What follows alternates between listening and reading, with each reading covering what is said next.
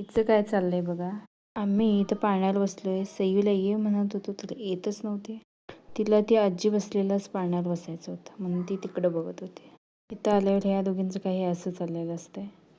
हिचं बॉलसोबत खेळणं कमी आणि त्या बॉलला घेऊन फिरणंच जास्त असतं. सयू बागेत आली आणि ती फुलं तोडायला गेली नाही असं होऊच शकत नाही. हिला पण तिच्या पाठीमागून जायचं होतं आणि फुलं तोडून आणायची होती, पण तिला काय फुलं सापडली नाहीत म्हणून ह्या दोघी पण तशा आल्या.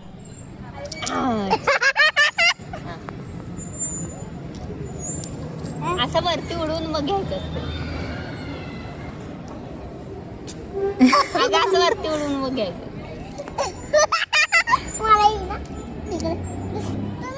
रिजूला आणि सयूला खड्याने खेळायचं शिकवता शिकवता स्वतःच खड्याने खेळायला लागली आणि त्यात मला हरवलं पण.